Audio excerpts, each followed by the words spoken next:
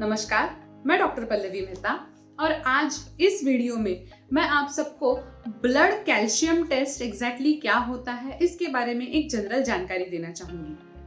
आगे बढ़ने से पहले मैं आप सबको एक रिक्वेस्ट करना चाहूंगी कि अगर आपने अब तक हमारे इस चैनल को सब्सक्राइब नहीं किया हो तो तुरंत लाल कलर का बटन दबाएं और हमारे इस चैनल को सब्सक्राइब करें।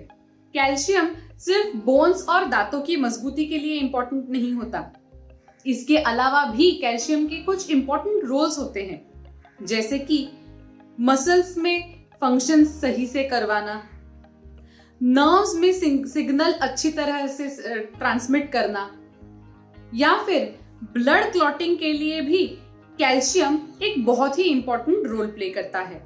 ब्लड कैल्शियम टेस्ट, ये टेस्ट हमारे खून में होने वाले कैल्शियम की लेवल का मेजरमेंट करता है। हमारे शरीर में होने वाला ऑलमोस्ट 99% कैल्शियम हड्डियों और दांतों में होता है। बाकी 1% कैल्शियम हमारे खून में सर्कुलेट होता है और बाकी के अन्य इंपॉर्टेंट फंक्शंस को कंप्लीट करता है। भले ही खून में 1% कैल्शियम हो, लेकिन वो अगर कम या ज्यादा हो तो ये हमारी हड्डियों की कैल्शियम पे बहुत ही इंपॉर्टेंट असर करता है। अगर खून में होने वाला कैल्शियम कम हो तो हमारा शरीर हड्डियों में से कैल्शियम अब्सॉर्ब करता है और अन्य फंक्शंस अच्छी तरह से कंप्लीट करता है। अगर कैल्शियम की एब्जॉर्प्शन खाने में से सही तरह से ना हो या फिर कैल्शियम का लॉस किडनी के द्वारा ज्यादा हो तो हमारा शरीर कैल्शियम की ब्लड में लेवल बैलेंस करने के लिए खून में से कैल्शियम अब्सॉर्ब कर लेता है। अप्रोक्सीमेटली पूरे शरीर के टोटल कैल्शियम में से हाफ कैल्शियम बाउंड कैल्शियम होता है और ये मेटाबॉलिकली एक्टिव नहीं होता। बाकी का हाफ जो फ्री कैल्शियम होता है ये हमारे शरीर की एक्टिविटीज के लिए इंपॉर्टेंट रोल प्ले करता है। ब्लड कैल्शियम टेस्ट की दो इंपॉर्टेंट कैटेगरीज होती हैं। एक होती है total calcium test. Total calcium test हमारे शरीर में होने वाले फ्री और बाइंड कैल्शियम को टोटल कैलकुलेट करता है। दूसरा होता है ionised calcium test. Ionised calcium test ये सिर्फ फ्री कैल्शियम को डिटेक्ट करता है और फ्री कैल्शियम की लेवल बताता है। अगर किसी में कैल्शियम की डेफिशिएंसी या कैल्शियम ज्यादा होने के सिम्टम्स पाए जाए तो उन लोगों में कैल्शियम की टेस्ट करवाना इंपॉर्टेंट हो जाता है। अगर किसी में कैल्शियम की डेफिशिएंसी हो तो उनके जोड़ों में दर्द होना, हड्डियों में दर्द होना, मसल्स में क्रैम्प्स आना, बहुत ही फ्रीक्वेंटली टिंगलिंग या नमनेस महसूस होना, ऐसे कुछ सिम्टम्स होते हैं जिसमें डायरेक्ट कैल्शियम की डेफिशिएंसी होती है।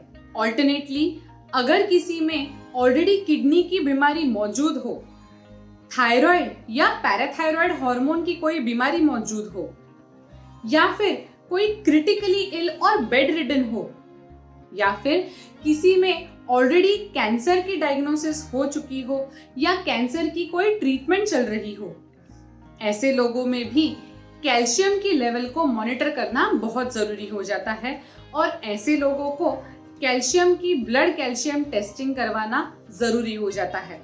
कई बार प्रीमेच्योर बेबीज या फिर लो बर्थ वेट बेबीज में भी आयोनाइज्ड कैल्शियम रेगुलरली टेस्ट किया जाता है।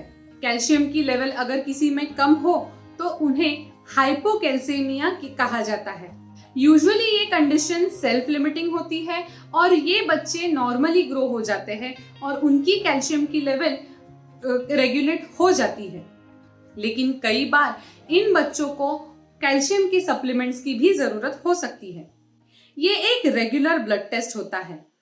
इस ब्लड टेस्ट के लिए हाथ की नसों में से थोड़ा खून लिया जाता है और फिर लेबोरेटरी में इस खून के सैंपल को प्रोसेस किया जाता है। इस टेस्ट के लिए फास्टिंग की जरूरत नहीं होती। इस टेस्ट से एसोसिएटेड कोई खास रिस्क नहीं होते। ये टेस्ट अगर आप करवाएं तो इसके तुरंत बाद आप अपनी रेगुलर एक्टिविटीज रिज्यूम कर सकते हैं। लेकिन कुछ दवाइयां होती है जिसकी वजह से इस ब्लड टेस्ट की रिपोर्ट ऑल्टर हो सकती है, जैसे कि लिथियम, एंटासिड्स, डायूरेटिक्स या फिर विटामिन डी की सप्लीमेंट्स। ये कुछ दवाइयां आप ले रहे हो तो इन दवाइयों को शायद आपके डॉक्टर कुछ दिनों तक बंद करने का सुझाव दे सकते हैं।